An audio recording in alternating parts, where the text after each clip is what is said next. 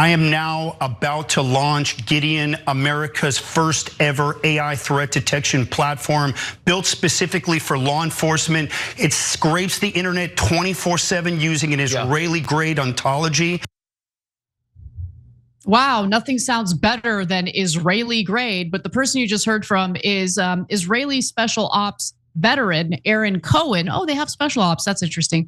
Who plans to launch a mass monitoring of Americans through his AI-powered surveillance system. Isn't that great? Now, he's selling this as a way of preventing mass shootings like the one that just happened in Minnesota, obviously tragic. But if I remember correctly, mass surveillance of the American people hasn't really foiled mass shooters in the past. I don't know how using Israeli technology, the Israelis who like to spy on the American people, how is using their technology to do mass surveillance of the American people a good thing? But since this is described as Israeli grade, Fox News anchors are absolutely giddy about it, even though they would probably be condemning it if, say, a country like China were the one, pitching their software to do mass surveillance on Americans on their show. Now, let's get to the rest of Cohen's speech, and then I want to hear your thoughts, Jake. It scrapes the internet 24/7 using an Israeli grade ontology to pull specific threat language and then routes it to local law enforcement. It's a 24/7 detective. It never sleeps, and it's going to get us in front of these attacks. Would it have picked up on this, do you think? 100%. I wish my program would already be up. We're not launching until next week. I've got a dozen agencies on board, Trace. I just unloaded a major Northeast agency with over 2,700 sworn. This is America's early warning system. Okay, I have no doubt that this is going to be deployed in an effort to come down hard on any American who's critical of Israel. I think that's the number one thing that they're going to focus on here. I don't think this guy cares at all about Americans getting slaughtered in mass shootings. But the name of this program is Gideon. I just want to give you a few details. In an ad for Gideon, this is a screenshot from it.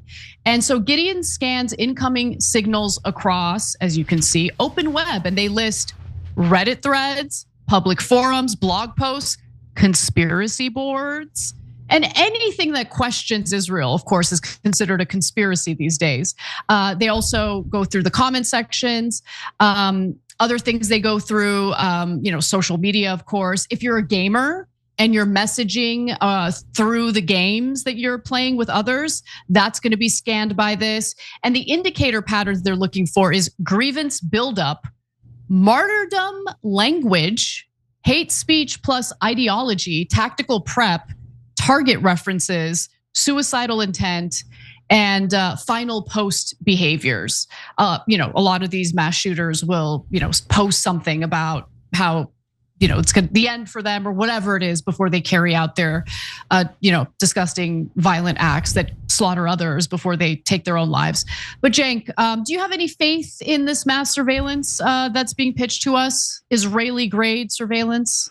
First of all, I agree with Benjamin Franklin. He said those who would give up essential liberty to purchase little temporary safety deserve neither liberty nor safety. And by the way, they won't get either. And instead what they'll get is Big Brother. So I'm thinking of buying a "Don't Tread on Me" flag. And I probably could get it cheap off of a right-winger these days because they're like, oh yeah, tread on us. Yeah, military in the streets, I love it. Mass surveillance from Israel on American citizens, I love it. Please, please. So here, I'll give you $1. You give me your "Don't Tread on Me" flag, okay? Obviously you're not using it anymore. So now to be fair, some of the Trump supporters are not in favor of getting surveilled by anyone, let alone our government or Israeli government. So the fact that he said it's Israeli grade is a code, not for the viewers. The viewers aren't like, oh great, we're gonna have something like the Israelis had in when they gave people technology like pagers and said, don't worry, trust this, and then they blew them up and killed them with their kids. That's so great, I can't wait for that to come here, right? But in DC, they do think that. They're like, oh yes, Israeli grade. This way we could do what they did in Gaza here. Oh, right. Okay, so Gaza is a bit of a test run. And I don't mean for Israel and Israeli control. I mean for the powerful in this world overall against the powerless. What can we do? What can we get away with? How can we control them? Can we control them completely? And then have the whole world go, yes, sir, slaughter anyone you like, sir. Surveil anyone you like, sir. We won't object, we won't object. Why? Part of the reason they won't object is because they were already surveilled. Jeffrey Epstein. So no, this is an epic disaster for America. Well, in case you're hoping for some nightmares tonight, why don't we go to the next clip featuring Cohen describing Gideon in a video from this past June. This is Palantir for the homeland, for US law enforcement. Giddy. What?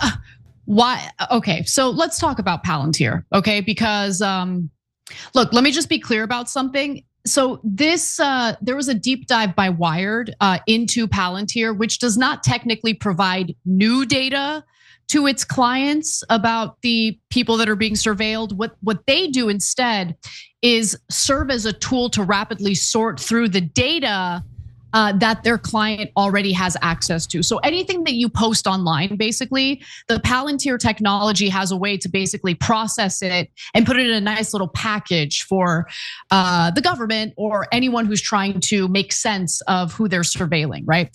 So in the case of government and law enforcement clients, there's a lot of data to work with. So here is an excerpt, or a few excerpts actually, from a Wired piece kind of breaking it down. In just minutes, a law enforcement official or government analyst can map out who may be in a person's network and see documents that link them together. They can also centralize everything an agency knows about a person in one place, including their eye color from their driver's license or their license plate from a traffic ticket, making it easy to build a detailed intelligence report. They can also use Gotham to search for a person based on a characteristic like their immigration status, what state they live in, or whether they have tattoos. Now, Palantir built its Gotham program specifically for its police and government clients.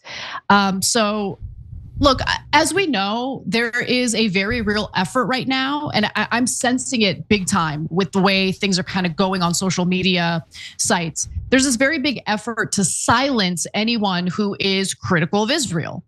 You know, the bots certainly exist, that's nothing new, but the threats have really been amped up. And the statements from government officials in regard to what is and isn't acceptable speech as it pertains to Israel has been ramped up. So, a perfect example, Cenk, is what we pushed back on just last week in regard to all of the reports that came out and the FBI investigation in regard to those 5 Israeli nationals who were seen celebrating as the World Trade Towers were being hit on 9/11. People were jumping down my throat at even mentioning that as if it was a totally made up conspiracy. I got a bunch of threats about it. But those reports were real. It was reported on by Fox News. It was also reported on by ABC News at the time, which we showed a clip of. I don't think this is about keeping Americans safe. I think this is about shutting Americans up. Yeah. So look, if you see us speaking out forcefully against Israel and then you think, well, okay, well, the Americans are still allowed to do it. No, there's- For now. No, it's not even that. It's actually a very small number of Americans that are able to do it. So I don't want you to get misled. Like for example, I went to UCLA a couple of months ago to do a radio interview. And I was shocked at how reticent the students were to criticize Israel. So even though they were very much left wing and did not agree with Israel, and I asked them why. And they said, well, they're making lists of people who criticize Israel, and then I won't be able to get a job, and this costs me a lot of money, and I need a job.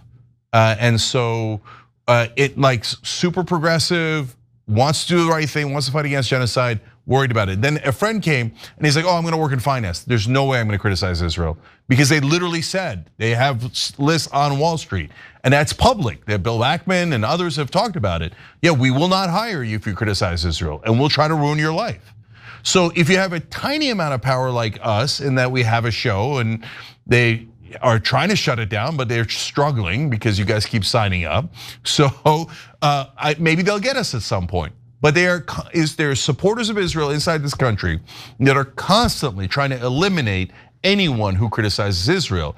And the less power you have, the easier it is for them to bully and intimidate you, right? So, and by the way, if you get above us, it gets easier again, because if you're working for CNN or New York Times, it's super easy to get you fired, super easy, right?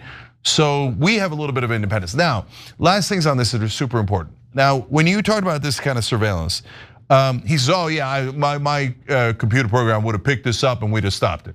Yeah, my ass you would have, okay? Yeah, it's so easy to say that. Yeah, I got one too. And it's so, is that what they're gonna do, actually find the mass shooter right before they do the shooting? No, this reminds me of like, oh yeah, well, you're not in favor of torture, but what if there was a ticking time bomb, right?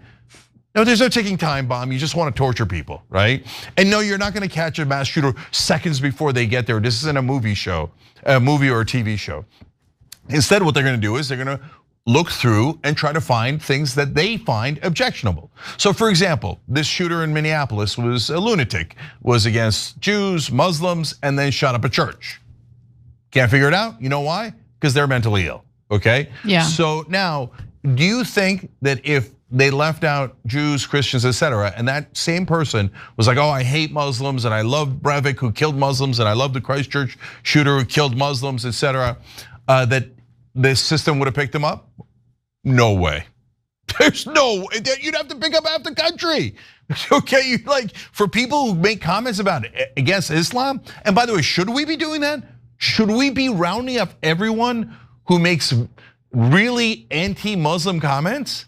I don't think we should be locking those people up. I don't think we should be arresting anyone for their thoughts or for pre-crime. Whether it's against Muslims, Jews, Israel, Turkey, whoever it might be, that doesn't make any sense at all. Do not trade away your liberty for security. You're not gonna get it. The people in power are going to be a lot more secure. You are going to be less safe, okay? And finally, Anna, look, the reason why I'm extra concerned is Trump brings in military in the streets, and now he's got masked, badgeless people doing law enforcement. And then when you add in Israeli-grade surveillance, so we surveil all American citizens, well, I object. Oh, good news, the Marines are here. You're not allowed to object.